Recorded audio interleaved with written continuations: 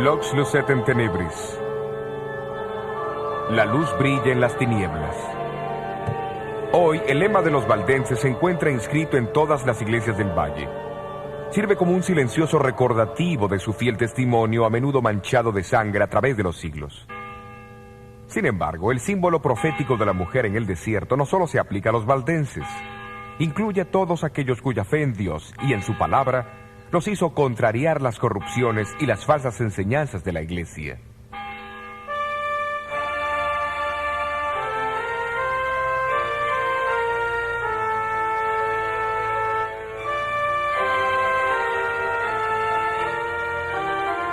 Un año antes que Lutero clavase su tesis en la puerta de la iglesia, la Reforma comenzó en Suiza con la predicación de Ulrico Zwinglio, quien habló contra la venta de indulgencias y otros abusos papales y enseñó que la salvación solo proviene de Cristo.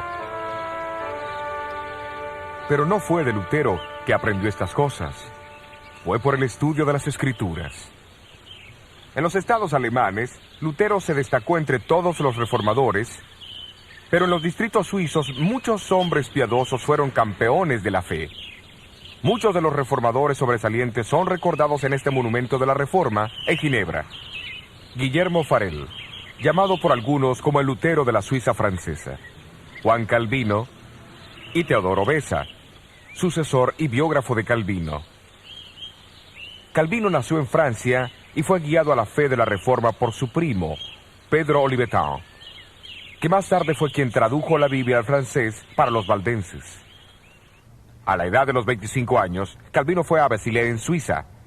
Allí completó y publicó lo que probablemente fue el volumen más influyente de la Reforma protestante, la institución de la religión cristiana. Su objetivo era presentar las grandes doctrinas cristianas como él creía que habían sido antes que fuesen corrompidas por la Iglesia de Roma. En 1536, Calvino fue nombrado pastor y profesor en Ginebra. La Catedral de San Pedro vino a ser su púlpito. Pero sus palabras no se limitaron a los confines de ese edificio. Durante los últimos 25 años de su vida, Calvino procuró hacer de Ginebra un modelo práctico de una ciudad cristiana. Bajo su influencia, Ginebra llegó a ser un centro para la fe reformada en Europa.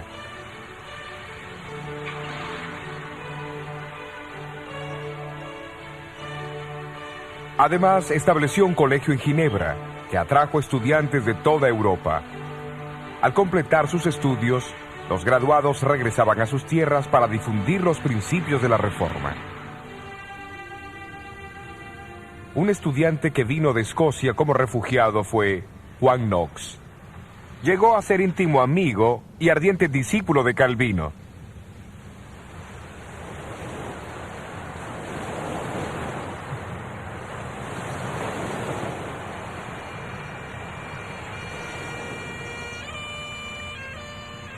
Como Pablo en el apedreamiento de Esteban, así Juan Knox sintió su llamado al observar el martirio del predicador escocés Jorge Wishart.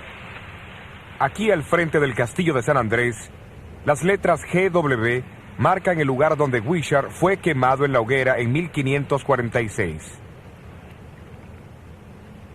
Más tarde Knox regresó a Escocia y vino aquí a San Andrés, centro eclesiástico de Escocia en el siglo XVI. Su catedral era una de las más grandes del cristianismo. Durante ese primer año, los habitantes del castillo invitaron a Knox para que fuese su predicador. A principios de 1547, predicó su primer sermón aquí en la parroquia de San Andrés. Esto marcó el comienzo de la Reforma en Escocia. No fue por coincidencia que Knox usó como texto el capítulo 7 del libro de Daniel. Al principio de su sermón mostró el gran amor que Dios tenía por su pueblo, al advertirles de los peligros que amenazarían a la iglesia. Identificó a las 4 bestias como los 4 grandes imperios de Babilonia, Medo-Persia, Grecia y Roma. Luego habló del cuerno pequeño que lo seguía, identificándolo como el anticristo papal. Al hacer esto, Knox se incluyó en la lista de los grandes reformadores como Wycliffe, Huss, Lutero, Calvino y muchos otros que habían declarado lo mismo. 13 años más tarde, el Parlamento escocés se reunió en Talbot. El sitio fue aquel, adjunto a la iglesia de San Giles en Edimburgo, donde Juan Knox era el predicador. 6 reformadores escoceses que por una increíble coincidencia llevaban el nombre cristiano Juan, escribieron una confesión de fe que fue formalmente adoptada por el Parlamento en agosto de 1560. La misa fue prohibida y la fe protestante fue establecida en Escocia. Sin embargo, la nueva monarca, María, reina de Escocia, con su fuerte atavismo católico, tenía otros planes. Cuando ella ordenó la celebración de la misa, Knox pronunció sus objeciones en tono amenazador desde este púlpito de la Catedral de San Giles. La reina María citó a Knox a comparecer en el Palacio de Holyrood, no muy lejos de San Giles. María, como otros monarcas de aquel entonces, creía que gobernaba por autoridad divina y que las conciencias de sus súbditos estaban bajo su control. Por eso, la confrontación entre María y Knox era crucial para la supervivencia de la reforma en Escocia. Tú has enseñado a la gente a recibir otra religión que no es la que los príncipes aceptan, pero Dios ordena a los súbditos a obedecer a sus príncipes. Señora, la religión verdadera no tuvo su origen ni su autoridad de los príncipes, sino tan solo del Dios eterno. Así que los súbditos no están sujetos a ajustar su religión a los gustos de los príncipes, porque a menudo los príncipes, entre otros, son los más ignorantes de la verdadera religión de Dios. Sí, pero la vuestra no es la iglesia que yo abrigaré. Yo defenderé la iglesia de Roma, porque creo que es la verdadera iglesia de Dios. Vuestro deseo, señora, no es razonable, ni hace que esa ramera de Roma sea la verdadera inmaculada esposa de Jesucristo. La iglesia de Roma se ha apartado de la religión que los apóstoles enseñaron y establecieron. Mi conciencia no lo dice así. La conciencia, señora, requiere conocimiento, y temo que su majestad no lo posee. Tú interpretas las escrituras de una manera, y ellos la interpretan de otra. ¿A quién debo creer? ¿Y quién será el juez? Su majestad deberá creer en Dios, que habla claro en su palabra. Si la oscuridad existe en alguna parte, el Espíritu Santo explica lo mismo en otros lugares con más claridad, para que no quede ninguna duda, a menos que uno sea un ignorante obstinado.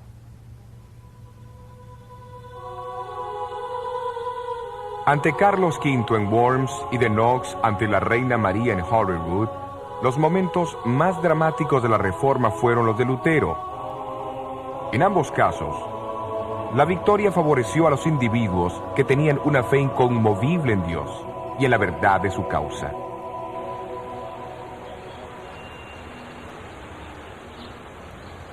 El conflicto espiritual continuó en toda Europa en el siglo XVI.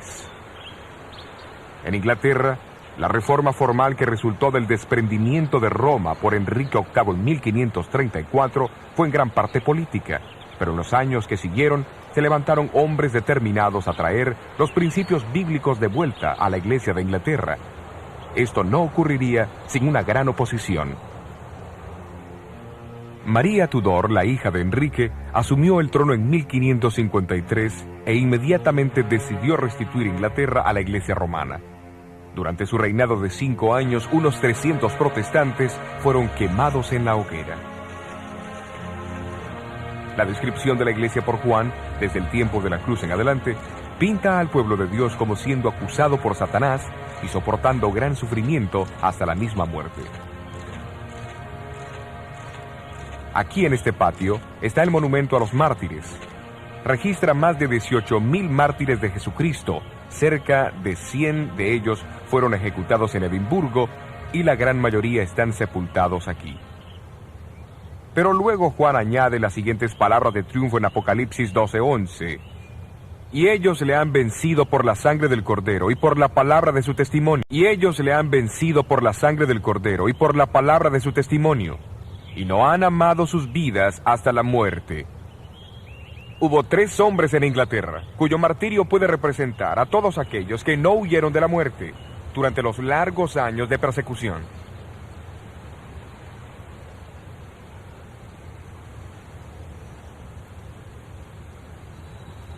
En Oxford está el monumento de los mártires, erigido a Nicholas Ridley, obispo de Londres, Hugo Latimer, capellán de Enrique VIII, y Thomas Cranmer, el primer arzobispo protestante de Canterbury. Los tres murieron en la hoguera erigida en plena calle, en un lugar marcado por esta cruz frente al colegio de Balliol, donde Juan Wycliffe había enseñado casi 200 años antes. En el pueblo de Oxford la leña fue apilada, con furiosa prisa y con maldición alborotada, cubriendo a 2 almas valientes que guardaron su lugar por la senda de fuego, para a Cristo acompañar. Y las llamas subieron, pero el humo cegador no pudo el alma de Hugo Latimer ahogar. Porque él dijo: hermano Ridley, alégrese, una luz en Inglaterra está por prenderse, que por la gracia de Dios jamás se apagará. Y el susurro de ese discurso resonó por doquier: jamás se apagará la luz de Latimer. Aunque los vientos la hagan estremecer, la luz de Latimer brilló para quedar hasta que el día del juicio llegue a triunfar.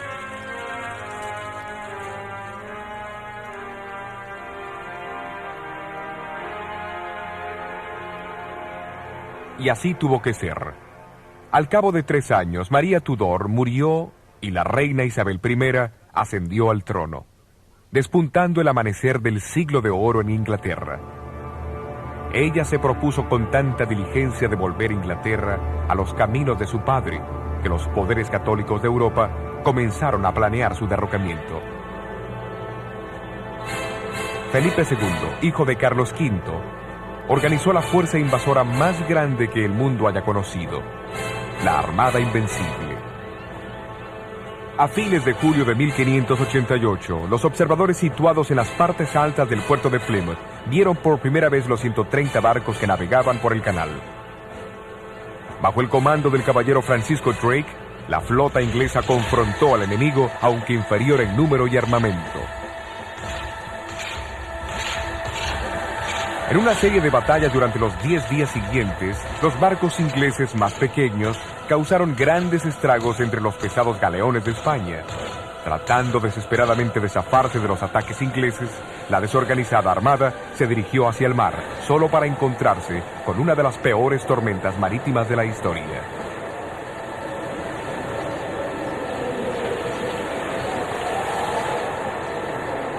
Sacudida a lo largo de la costa de Noruega y arrojada contra las rocas de las Islas Shetlands, Orcadas y Hebridas, e impelida nuevamente hacia el sur, a Irlanda, la armada huía, aunque nadie la perseguía.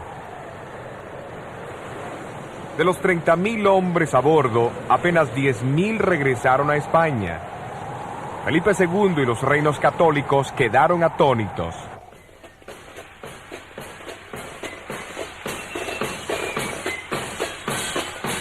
Pero los estados protestantes se reunieron en un coro de acción de gracias. Por orden de la reina Isabel, el 29 de noviembre fue un día dedicado a rendir gracias a Dios. La reina misma cabalgó por las calles de Londres hasta la Catedral de San Pablo y de allí hasta la Cruz de Pablo.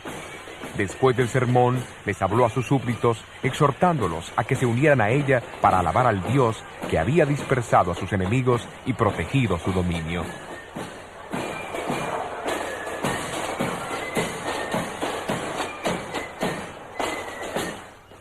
Aquí en Plymouth, en el monumento que conmemora la escena de la Armada, aparecen grabadas estas palabras enigmáticas. Él sopló con sus vientos, y ellos fueron dispersos. La partida del Mayflower en 1620, desde Plymouth, Inglaterra, con tantas personas a bordo, fue muy diferente de los eventos de 1588, cuando la Armada española navegaba por ese lugar. Esto también está relacionado con la saga de la mujer vestida de sol. Durante el último período del trono de la reina Isabel, la población se dividió entre aquellos que permanecieron leales a la Iglesia oficial de Inglaterra y aquellos que deseaban que la reforma de la Iglesia continuase basada en la autoridad de las Escrituras. Conocidos como puritanos y separatistas, estos no conformistas fueron finalmente perseguidos por sus creencias y muchos de ellos emigraron hacia Holanda. Entre estos estaban los primeros peregrinos, que navegaron a bordo del Mayflower desde Holanda, por el puerto de Plymouth. con destino al Nuevo Mundo. Cuando los puritanos se separaron de la iglesia inglesa, se habían comprometido solemnemente a caminar juntos en todos los caminos de Dios que ya conocían o que irían a conocer. Esta era la razón vital del protestantismo.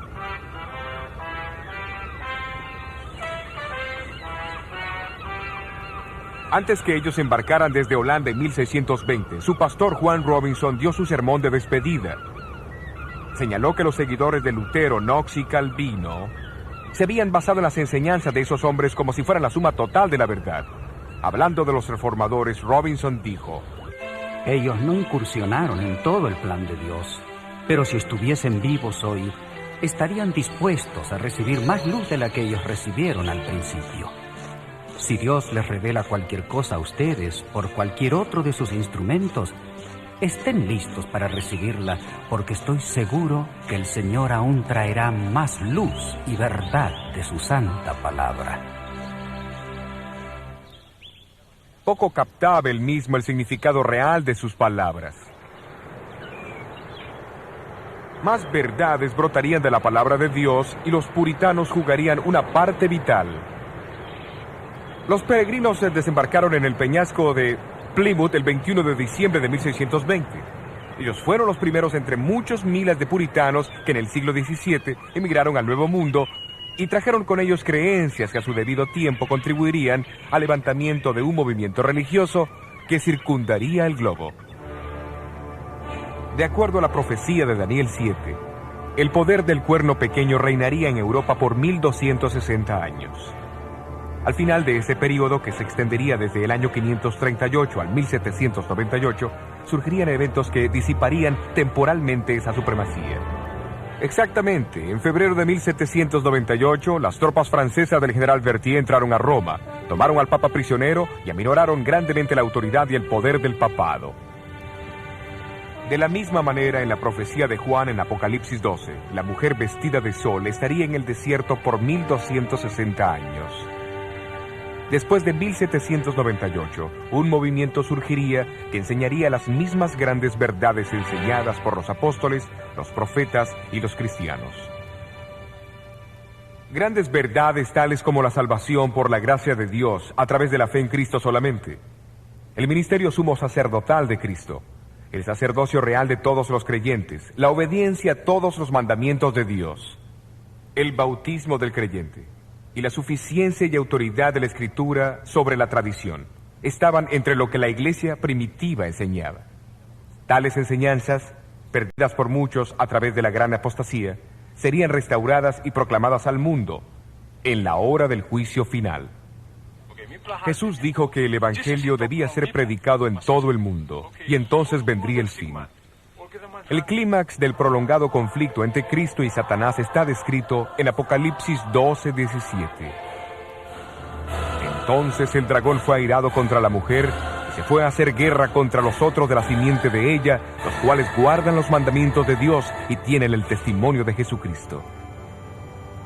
El concepto bíblico de remanente significa un grupo de personas de cualquier edad que haya sobrevivido a la calamidad y sea leal a Dios y a los principios de su palabra en un tiempo de apostasía final.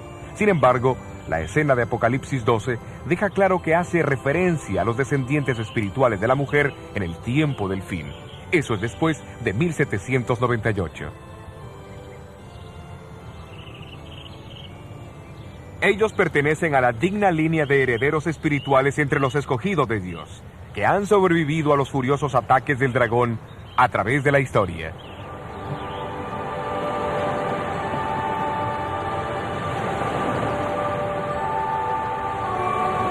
Entonces, la obra de la Reforma no termina con Lutero, con Knox, con los puritanos o con los primeros peregrinos que embarcaron hacia el Nuevo Mundo.